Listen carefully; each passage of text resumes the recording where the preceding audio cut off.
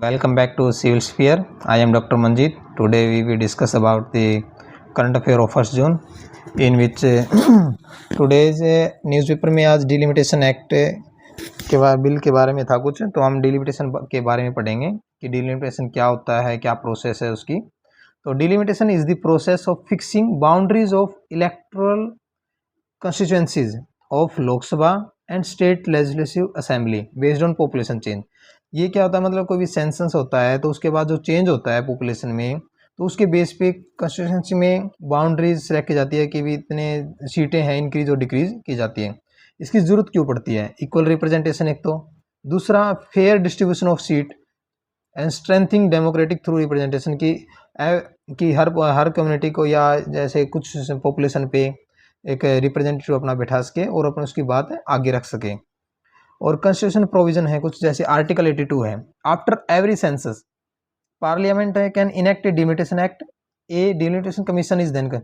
Article 82 के तहत parliament एक डिलिमिटेशन एक्ट बनाएगी और उसे डिलिमिटेशन कमीशन कंस्टिट्यूट करेगी। Then article 170 provide for the readjustment of assembly constituencies in state after इस कि वो आर्टिकल 170 कहता है कि भी सेंसस होने के बाद उसके अकॉर्डिंग ही असेंबली की रीएडजस्टमेंट होगी कि सीटों की इंक्रीज और डिक्रीज होगा।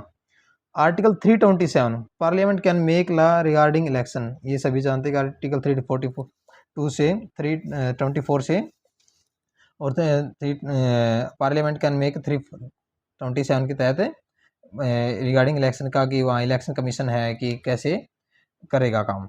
डिलिमिटेशन कमीशन में appointment by the central government, जो डिलिमिटेशन कमीशन है उसको अपॉइंट कौन करता है? सेंट्रल गवर्नमेंट, ठीक है। Composition can be alter only if parliament pass a new law और प्रोवाइडिंग डिफरेंट, मतलब इसकी कंपोजिशन जो स्ट्रक्चर है उसको चेंज भी कर सकता है, किसके द्वारा? ओनली पार्लियामेंट के द्वारा, ठीक है। कंपोजिशन में कौन कौन है? रिटायर्ड सुप्रीम कोर्ट जज चेयरपर्सन रहते हैं, चीफ इलेक्शन कमिश्नर और नॉमिनीज, स्टेट इलेक्शन कमिश्नर और कंसर्न स्टेट में का है, ठीक है। इनके फीचर्स क्या है? ये इंडिपेंडेंट बॉडी है, order have the force the law, can not be challenge in court, इसके जो डिसीजन उसको चैलेंज नहीं कर सकता, अप्रूव्ड बाय प्रेसिडेंट, और अब प्रेसिडेंट द्वारा अप्रूवल लेनी पड़ती है। डिलिमिटेशन कमीशन अब तक इंडिया में 4 बार लगता है, हो चुका है 1952, 1963, 1973 एंड 2002। तो ये एक बार यूपीएससी ने पूछा था कि कितनी बार डिलिमिटेशन कमीशन हो चुका है इंडिया में, तो 4 बार करना आपने, ठीक है। और लेटेस्ट डिलिमिटेशन एक्सरसाइज किस बेस पे हो रही है? 2001 के सेंसन पे, ठीक है। और इस बार ये टॉपिक न्यूज़ में क्यों है? क्योंकि अब सेंसन 2026 से चला हुआ है, इसलिए जो फ्रीज है कि जो सीटें हैं असेंबली की वो फ्रीज की थी 42nd कॉन्स्टिट्यूशन अमेंडमेंट 1976 में। तो फ्रोज दी लोकसभा असेंबली सीट अलोकेशन 2001 तक, 2001 तक कि 2001 तक आप जो सीटें हैं वो बढ़ाई और घटाई नहीं जाएंगी। ये 42nd कॉन्स्टिट्यूशन अमेंडमेंट हुई थी 1976 में। उसके बाद फिर 84th constitutional amendment act 2001 extend the freeze until the first census after 2006, 2026 तक इसको बढ़ा दिया गया था। करंट इशू क्या है कि साउथर्न स्टेट हैं जो Tamil Nadu, Kerala, Karnataka, Andhra Pradesh, fear that population based seat allocation may reduce their political representation as compared to northern state due to successfully control of population। क्यों? जो साउथर्न स्टेट है उन्होंने अब पॉपुलेशन पे कंट्रोल कर लिया है, तो वो उनको ये फियर है कि भी हमारे यहाँ पॉलिटिकल रिप्रेजेंटेशन है, जो सीटें हैं वो कम होने के चांसेस हैं, तो इसलिए इनको ये न्यूज़ में कि भी ऐसे ना हो, ठीक है। ये डिलिमिटेशन का थे, हमने बेसिकली इसमें ये याद रखना है कि इसका जो कंपोजिशन क्या है, ये पूछा जाता है कई बार कि कैन नॉट बी चैलेंज, या चैलेंज किया जाता है कोर्ट में, तो ये आपको याद रखना है। Order as a force of law, independent body है, ठीक है। Chief of defence staff CDS, हमारे नए सीडीएस सिलेक्ट हुए हैं, अपॉइंट हुए हैं, जिनका नाम है एनएस राजा सुब्रमणी। तो इन्होंने 31 मार्च को ये चार्ज लिया है ऑफिस में। तो इन्होंने किसको सक्सीड किया है? जनरल अनिल चौहान को, ठीक है। ये हमें याद रखना है। अब हम थोड़ा सा पढ़ लेते हैं कि जो सीडीएस है वो क्या है, कैसे अपॉइंट होते हैं, उनका क्या काम रहता है। तो CDS high ranking military officer है। ये हमें याद रखना है, it is in post not a military rank, मतलब ये नहीं कि भी हम जैसे हमने मार्शल, जनरल मार्शल है उनसे अब वो नहीं है, कि पोस्ट है वो, ठीक है। ये कोई मिलिट्री रैंक नहीं है। क्रिएटेड 2019 में और ये ऑपरेशन हुई 2020 से। It is not a constitutional body, making by government order से बनेगी थी, कोई कॉन्स्टिट्यूशनल बॉडी नहीं है। Principal military adviser to defence minister का, ये जो CDS होता है वो प्रिंसिपल मिलिट्री एडवाइजर होता है, फर्स्ट एडवाइजर होता है, तो जो डिफेंस मिनिस्टर को डायरेक्ट करता है। अपॉइंटमेंट कौन करता है? कैबिनेट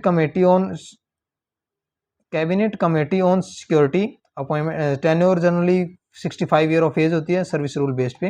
ये CCS cabinet committee on security वो करती है, इसको अपॉइंट करती है। Chairman of chief of staff committee का चेयरमैन होता है CDS। एंड फंक्शन क्या था? Defence related planning and integration, joint command, procurement of coordination, military reform and modernisation of military, ये सब CDS के काम होते हैं। ठीक है, तो आपने इसमें इतना होता है कि this is a post not a military, और ये कॉन्स्टिट्यूशनल बॉडी नहीं है। अपॉइंटमेंट CCS करता है 65 ईयर्स तक, और ये प्रिंसिपल मिलिट्री एडवाइजर होता है डिफेंस मिनिस्टर का। ठीक है, और चेयरमैन होता है चीफ स्टाफ कमेटी का, और तीनों सर्विसेज में संबंध बनाए रखता है। ठीक है, इंडिया नेपाल रिलेशन आज टुडे न्यूज़ में था। इंडिया नेपाल का कुछ रिलेशन हम पढ़ते हैं कि इंडिया नेपाल + किलोमीटर बॉर्डर है अपना इंडिया नेपाल का। Treaty of peace and friendship है अपने इंडिया और नेपाल के बीच 1950 में साइन हुई थी। Nepal is important for India's neighbourhood first policy. ठीक है, टेरिटरी डिस्प्यूट क्या चल रहे हैं इंडिया और नेपाल के बीच में? काला पानी, लिपू लेक एंड लिम्पियाधुरा, ये जब हुई थी तो इसमें ट्रीटी ऑफ सुगली हुई थी 1816 में। Boundary define by Kali river. ठीक है, डिस्प्यूट का क्या रीज़न है? इस डिस्प्यूट का इंडिया का व्यू है कि काली रिवर जो ओरिजिनेट हुई है वो काला पानी के नियर बाई हुई, तो हम उसे मानेंगे। Area is the part of वो क्या है? उत्तराखंड के पास है। नेपाल का व्यू कि river originate from Limpiyadhura, claim Kala Pani, Lipu Lekh, Limpiyadhura as a Nepal boundary. ये बार देखो मैं मैप में दिखा देता हूँ कि ये चीज़ें हैं कहाँ। देखो ये लिम्पियाधुरा है, ठीक है, और ये यहाँ काला पानी, और ये काला पानी है यहाँ। ठीक है, ये इसके बेस पे दोनों का वो है। ठीक है, डिस्प्यूट है। तो आपको दिख रहा है कि लिपू लेक कहाँ है, ये कहाँ है? लिम्पियाधुरा, और ये इसमें। तो ये रीज़न इंपॉर्टेंट क्यों है? एक तो स्ट्रेटजिक लोकेशन है near China, India China border पे ट्राई जंक्शन बनाता है ये, और रूट फॉर कैलाश मानसरोवर यात्रा के लिए भी है, मिलिट्री सिग्निफिकेंस भी है। तो ये तीनों ही मोस्ट इम्पोर्टेंट है इसके लिए। एक है सस्ता रीजन भी है, सस्ता रीजन, ये बिहार नेपाल बॉर्डर पे डिस्प्यूट पे रहता है। ये क्योंकि ये अराउंड गंडक रिवर में है। River changing course coast boundary shift, Nepal claim land east of the shift है रिवर कोर्सेज। नेपाल क्लेम करता है कि जो लैंड है जो ईस्ट की साइड है वो शिफ्टिंग रिवर कोर्स होगी तो वो हमारी होगी। तो इसमें देखो हम दिखा देते हैं, मैंने इसमें मैप लिया है। देखो ये है सस्ता, ये नेपाल की बाउंड्री है, यहाँ से ऐसे दिखा रखी है। ये जैसे गूगल अर्थ से लिया है तो ये सस्ता है, तो ये इंडिया का यहाँ, तो ये किन है? ये गंडक रिवर आपकी। ठीक है, तो ये डिस्प्यूट है कि ये हमारी, इसकी बाउंड्री ये हमारी है। ये जैसे यहाँ दिखोगे आप, देखो ये नारायणी रिवर बोलते हैं, जैसे क्रॉस करती है इंडिया में तो गंडक होती है, ये वाला रीजन है। ठीक है, तो इस पे भी डिस्प्यूट चला हुआ है। ठीक है, अब है नेक्स्ट टॉपिक अपना मेजर नासा के जो स्पेस है, नासा का थोड़ा न्यूज़ में था कि नासा के स्पेस मिशन है, कई बार पूछ ले जाते हैं UPSC द्वारा, तो हम एक बार मेजर जो नासा के स्पेस मिशन उनको याद करते हैं। आर्टेमिक्स प्रोग्राम है मून एक्सप्लोरेशन के लिए, इसमें आर्टेमिक्स 1 है वो कंप्लीट हो चुका है। ये लूनार ऑर्बिट टेस्ट 2022 में टेस्ट स्पेस लॉन्च सिस्टम है, और एक ओरियन स्पेस क्राफ्ट है। ठीक है, आर्टेमिक्स 2 क्रूड 2026 में क्रूड है कि उन्होंने लाइन में है। 4 एस्ट्रोनॉट, या भी ये है कि 4 एस्ट्रोनॉट जाएंगे, फर्स्ट ह्यूमन मिशन होगा low earth orbit Apollo era. Objective है test system and crew safety. ठीक है, ये उनका ऑब्जेक्टिव है। फिर आर्टेमिक्स 3 है, प्लान करें 2027-28 में। टारगेट क्या है? Lunar landing near south pole, use human landing system, SpaceX and blue origin इसमें इन्वॉल्व रहेंगे। एम क्या है? Return human to moon plus build sustainable presence. ठीक है, और फिर इसके मार्स की मिशन है कुछ, Perseverance rover searching for ancient microwave life, collecting sample for future return mission के लिए। मावेन एक studies of Mars atmosphere losses का, कि कैसे लॉस ऑफ मार्स का। मार्स ड्रैगन फ्लाई मिशन है, तो rotorcraft to Titan Saturn का जो मून है, study organic chemistry and habitat, ये ड्रैगन फ्लाई मिशन भी है। तो मार्स के क्या होगी? Perseverance rover, MAVEN and dragon fly, ये 3 है। और आर्टेमिक्स से अपने इसमें आ जाएंगे, आर्टेमिक्स में मून में आर्टेमिक्स 1, 2 एंड 3। उसके बाद है नासा का कोलैबोरेशन मिशन है, नासा का निसार है जो, जिसमें नासा और इसरो का सिंथेटिक, सार का मतलब सिंथेटिक अपर्चर राडार, ये नासा और इसरो का एक कोलैबोरेशन मिशन है। ड्यूल फ्रीक्वेंसी राडार सेटेलाइट है इसमें। सेटेलाइट इसमें स्टडी क्या करना है, अर्थ की deformation, climate change, natural disaster, ये सब इसमें स्टडी होगा। One of the biggest Indo US space collaboration है इस ये, ठीक है। इंटरनेशनल स्पेस स्टेशन बनाया जा रहा है जिसके अंदर नासा, रसिया, यूरोप, जाक्सा और सीएसए ये इसके पार्टनर हैं। आर्टेमिक्स अकॉर्ड है कंट्री जिसमें इंडिया भी इन्वॉल्व है, जापान, यूके और बहुत सारी कंट्री, आपको वैसे ऐसे याद रख लेना कि आर्टेमिक्स अकॉर्ड है जो नासा द्वारा इनिशिएट किया गया है। पब्लिक प्राइवेट पीपीपी है जिसमें इन स्पेस के अंदर जैसे बहुत सी प्राइवेट कंपनियां जैसे स्पेस एक्स है, नासा के और ब्लू ओरिजन, एस्ट्रोविक फायर, ये सब है अपने इसमें पब्लिक प्राइवेट पार्टनरशिप के साथ नासा के द्वारा इसमें ये न्यूज़ लॉन्चिंग स्टार्ट किए गए हैं। तो ये अपने नासा के कुछ जो इम्पोर्टेंट वो है इनिशिएटिव हैं वो डिस्कस किए गए हैं। नेक्स्ट हम पढ़ेंगे जो अरावली, इंपॉर्टेंस ऑफ अरावली। आज अरावली का थोड़ा सा टॉपिक था कि अरावली काफ़ी न्यूज़ में रही है कुछ दिनों से, काफ़ी पिछले कुछ दिनों से, क्योंकि अरावली में वहाँ माइनिंग का कुछ इशू था और वहाँ कुछ जो डिफाइन नहीं पाए कि इसकी हिल कितनी है। तो अरावली लेबर पढ़ लेते हैं। अरावली हिल क्या, one of the oldest mountain range in the world, extend है गुजरात, राजस्थान, हरियाणा, दिल्ली तक जाती है। हाईली इरोडेड हो गई है क्योंकि कंस्ट्रक्शन के कारण। नाउ अपीयर इन रेजिडुअल हिल रह गई है। क्लाइमेटिक बैरियर रोल क्या आता है इसका, जैसे as a climatic dividend between Thar and fertile plain, क्योंकि जो थार डेजर्ट है राजस्थान का और अपने जो नॉर्थ में जो फर्टाइल प्लेन है उसके बीच में ये बैरियर काम करती है, तो वहाँ का रहता है, यहाँ नहीं आने देती। Block expansion of Thar desert towards east, influence monsoon and wind movement को भी इन्फ्लुएंस करती है, ठीक है, क्योंकि ये विंड मानसून, कल हमने जैसे ही मानसून पढ़ा था आपको पता है कि मानसून जो राजस्थान की अरावली है वो उसके पैरेलल में पड़ती है, तो उसको कोई इम्पैक्ट नहीं पड़ती, तो डायरेक्ट वहाँ से क्रॉस कर जाती है, इसलिए हमें नॉर्थ में बारिश हो जाती है। इकोलॉजिकल इंपोर्टेंस क्या है, यहाँ पे ड्राई डेसिडियस फॉरेस्ट मिलते हैं, सर्व वेजिटेशन, ये आपने याद रखना कि जो थार जो अरावली है वहाँ ड्राई डेसिडियस हैं, फॉरेस्ट स्कर्व हैं। बायोडाइवर्सिटी, लियोपार्ड, हाइना, जैकल, माइग्रेटिव बर्ड्स ये मिलते हैं। ये green lungs of north India बोला जाता है इसको, ठीक है, तो ये आपने याद रखना है। इकोनॉमिक में यहाँ पे रिच, क्योंकि इकोनॉमिक इशू ही है जिसके कारण ये डिग्रेडेड हो रही है, कॉपर, जिंक, मार्बल, ग्रेनाइट, ये सब यहाँ रिच मिनरल्स हैं। थ्रेट्स क्या है, माइनिंग का है, अर्बनाइजेशन, इंक्रोचमेंट एंड डिफोरेस्टेशन, ये मेजर थ्रेट्स हैं अरावली हिल के डिग्रेडेशन के। इम्पोर्टेंट जो सुप्रीम कोर्ट के कुछ केसेस हैं जो हमें, एमसी मेहता बहुत ही इंपॉर्टेंट केस है जो हमेशा यूपीएससी द्वारा बहुत बार पूछा गया है। ये पहले तो इनका इनिशियली तो उन्होंने बोला कि कंप्लीट बैन होना चाहिए कि माइनिंग अरावली हिल के अंदर, बट लेटर मॉडिफाई कर दिया कि regulatory mine with environmental clearance के साथ। ये एमसी मेहता की कुछ वो थी उन्होंने लगाई थी। सुप्रीम कोर्ट में एक डेफिनेशन डिस्प्यूट केस चल रहा जो lack of uniform definition of है अरावली, जो पिछले कुछ दिनों से, पिछले कुछ ही महीनों में जैसे आप लोगों ने देखा होगा कि अरावली हिल कितनी ऊंचाई तक कितने मीटर की, वो कुछ इशू था वो अभी चला हुआ है, ठीक है। ये अरावली हिल का था, तो ये बहुत ही इंपॉर्टेंट है कि अरावली हिल को बचा के रखने के लिए ये हमारी इकोलॉजी के लिए बहुत ही इंपॉर्टेंट फैक्टर है। मॉनेटरी पॉलिसी कमेटी के बारे में पढ़ेंगे क्योंकि इससे जो आपको पता ही है आजकल जो स्टेट ऑफ आर्मेज और ऑयल बढ़ते इन्फ्लेशन के कारण जो मॉनेटरी पॉलिसी का बहुत अहम रोल रहता है कि आरबीआई का, तो एक बार पढ़ लेते हैं कि एमपीसी मॉनेटरी पॉलिसी कमेटी क्या करती है। ये डिसीजन मेकिंग बॉडी है आरबीआई की, तो ये 2016 में इंट्रोड्यूस की गई थी by RBI amendment act 2016।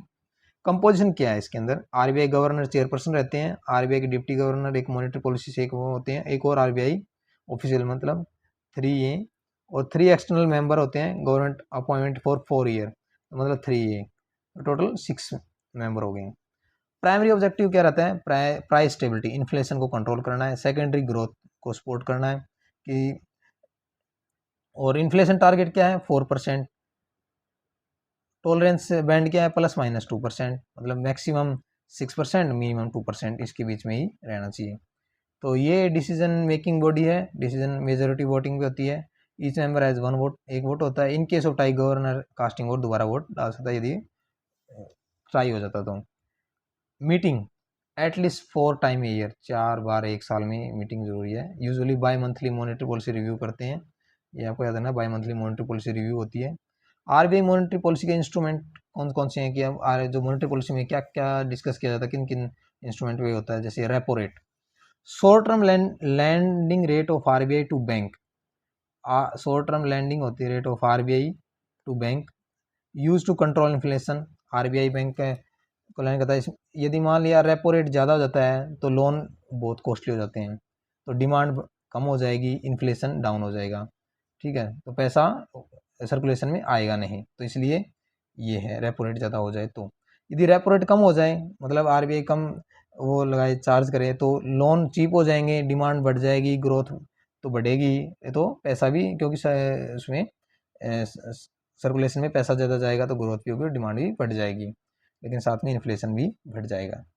Reverse repo rate, RBI borrow money from bank, bank से आरबीआई पैसा खींच लेता है, इसमें आरबीआई पैसा देता है, इसमें पैसा ले लेता है। हेल्प एब्जॉर्ब एक्सेस, क्योंकि जब जो पैसा ज़्यादा, लिक्विडिटी ज़्यादा हो जाती है सर्कुलेशन में, तो फिर आरबीआई इन्फ्लेशन को कंट्रोल करने के लिए पैसा ले लेता है, तो ये रिवर्स रेपो रेट कर लेता है। कैश रिजर्व रेशो, ये भी एक टूल है। Percent of deposits bank must keep with RBI, कुछ परसेंट जो है बैंक अपना डिपॉजिट आरबीआई में रखेंगे, उसका कोई इंटरेस्ट पेड नहीं होता। Direct control over money supply, ये डायरेक्ट कंट्रोल होता है आरबीआई का मनी सप्लाई के ऊपर। Statutory liquidity ratio SLR, bank must maintain asset in cash, gold और गवर्नमेंट सिक्योरिटी, ये बैंक को रखना ही पड़ता है, कुछ पार्ट स्टेचुटरी एसएलआर में, कैश में, गोल्ड में और गवर्नमेंट सिक्योरिटी में, ठीक है, बैंक के पास कुछ रिजर्व रहता है।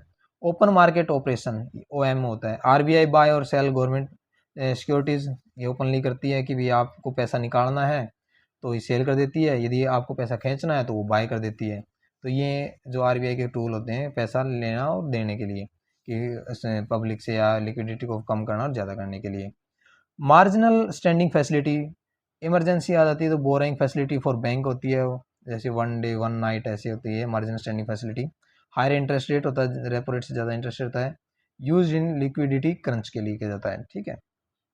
Bank rate, long term landing rate होता है ये बैंक रेट, नोट, ये नहीं कि रोज ही चेंज होते हैं बैंक रेट, बट थोड़ा सा लॉन्ग टर्म होते हैं। Not use frequently for day to day policy, ये इसमें डे टू डे पॉलिसी में नहीं यूज किए जाते।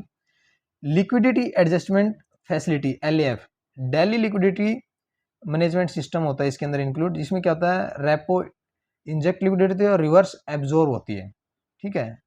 इसमें रेपो रेट में जैसे हमने पढ़ा कि ऊपर वो इंजेक्ट कर लेती है लिक्विडिटी को, रिवर्स में एब्जॉर्ब कर लेती है, ठीक है, वो इसमें ये बढ़ा देती है और ये कम कर देती है, ठीक है।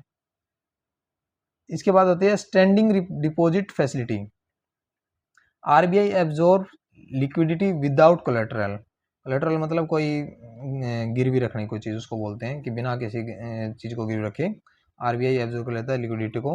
Modern tool replace some reverse repo rate, repo dependence, ठीक है। तो ये कुछ मॉनेटरी पॉलिसी कमेटी के कुछ टूल इंस्ट्रूमेंट थे जो यूज़ किए जाते हैं इन्फ्लेशन को कंट्रोल करने के लिए और ग्रोथ और इन्फ्लेशन को, ठीक है। और व्हाट इज इन्फ्लेशन, ये हम एक बार इन्फ्लेशन के बारे में पढ़ लेते हैं थोड़ा कि इन्फ्लेशन क्या होता है। Inflation is a sustained increase in general price level of good and services in economic over time, ठीक है। जैसे ही क्योंकि इंक्रीज होता है जनरल प्राइस के अंदर गुड और सर्विसेज का, तो उसे इन्फ्लेशन बढ़ते हैं प्राइस, तो इसमें क्या होता है, मनी की पावर, जो परचेजिंग पावर है पीपीआई, वो कम हो जाती है, reduce, purchasing power of money कम हो जाती है, ठीक है। लास्ट टाइम जैसे श्रीलंका में हुआ था, पैसा बहुत था और चीज़ें नहीं मिल रही थी, तो ऐसा ही होता है। टाइप ऑफ इन्फ्लेशन क्या होती है, डिमांड पुल, जिसमें डिमांड बढ़ जाती है, सप्लाई कम हो जाती है। कॉस्टफुल, प्रोडक्शन कॉस्ट राइज हो जाती है, जैसे कॉस्टफुल में क्या होता है, प्रोडक्शन जैसे रॉ मटेरियल का बढ़ जाना, सैलरी का, वेजेज का बढ़ा देना, तो वो कॉस्ट बढ़ जाती है प्रोडक्शन की, उसमें ऐड हो जाती है, तो ये कॉस्ट होते हैं। कोर इन्फ्लेशन होती है, एक्सक्लूड फूड एंड फ्यूल को एक्सक्लूड किया जाता है, हेडलाइन में इसको इंक्लूड किया जाता है, ठीक है। ये क्योंकि बड़े ही वॉलेटाइल हैं फूड और फ्यूल। तो इसमें how RBI control inflation, RBI क्या स्टेप ले लेता है इसमें कि यार कंट्रोल इन्फ्लेशन करेंगे। इन्फ्लेशन राइज मतलब फूड प्राइस राइज हो जाते हैं, फ्यूल प्राइस राइज हो जाते हैं, डिमांड इंक्रीज होती है, एक्सेस लिक्विडिटी हो जाती है। एसपीआई इन्फ्लेशन गोज अबो ग्रेटर देन, आपको पता है कि +-2 था 4 के, तो 6 दो है, तो इससे ऊपर हो जाती है तो इन्फ्लेशन ज़्यादा हो जाता है। आरबीआई क्या करती है इसमें, रेपो रेट को बढ़ा देगा, रिवर्स रेपो रेट को बढ़ा देगा, सीआरआर में भी इंक्रीज कर देगा, ठीक है। तो वो क्या कर देगा, पैसे को खींच लेगा, क्योंकि ये, और bank get money at higher cost from RBI, money higher cost पे आरबीआई से बैंक लेगा तो वो बैंक लोन की इंटरेस्ट रेट को बढ़ा देगा, ईएमआई आपको बहुत महंगी हो जाएगी, तो इसलिए आप वो नहीं ले पाओगे। लोन बिकम एक्सपेंसिव हो जाएंगे, पीपल रिड्यूस बोरिंग हो जाएंगे, डिमांड डिक्रीज हो जाएगी, कंजप्शन स्लो हो जाएगा, lower demand, price stability return हो जाती है। ठीक है, inflation move towards RBI target की तरफ है बढ़ जाता है, क्योंकि ये सब चीज़ें बढ़ाने के बाद, क्योंकि इसमें क्या है, फिर आरबीआई पैसा खींच लेता है अपनी तरफ, तो फिर वो पैसा इतना सर्कुलेशन में रहता नहीं, तो आरबीआई इन्फ्लेशन को कंट्रोल करने के लिए तो ये बढ़ा देता है। आरबीआई इन्फ्लेशन टारगेटिंग यही 4% का ±2% की टॉलरेंट है, 2 से 6 होती है। If inflation greater than 6 RBI tight policy वो करता है, अपनाता है, और लेस देन 2 है तो उसमें बूस्ट के लिए कट रेट करता है, तो कम कर देता है। अब एक एग्जांपल देख लेते हैं, जैसे अभी फ्यूल का चल रहा है कि फ्यूल इन्फ्लेशन, फ्यूल चल रहा है तो crude oil rise globally, transport cost भी इंक्रीज हो गया है, कॉस्ट पुल इन्फ्लेशन भी अक्कर हो गया है, तो आरबीआई क्या करता है, टाइट मॉनेटरी पॉलिसी करेगा, रेट हाई कर देगा, क्योंकि जो फ्यूल है उसका तो कंजप्शन रहेगा, तो क्या होगा, इसकी जो पैसे है उसको बढ़ा देगा, तो फिर क्या होगा कि जो पब्लिक है वो पैसे उसे कम खरीदेगी। तो RBI can not directly control oil price पे तो नहीं कर सकता, बट ओनली डिमांड साइड वो कंट्रोल कर देता है। तो आज के लिए बस इतना ही, आप इसमें थोड़ा सा समझ लीजिए आरबीआई का जो इन्फ्लेशन को कैसे कंट्रोल करता है और मॉनेटरी पॉलिसी कमेटी कैसे काम करती है। तो आप इस चैनल को सब्सक्राइब कर लीजिए, रेगुलर आपको अपडेट मिलती रहेगी।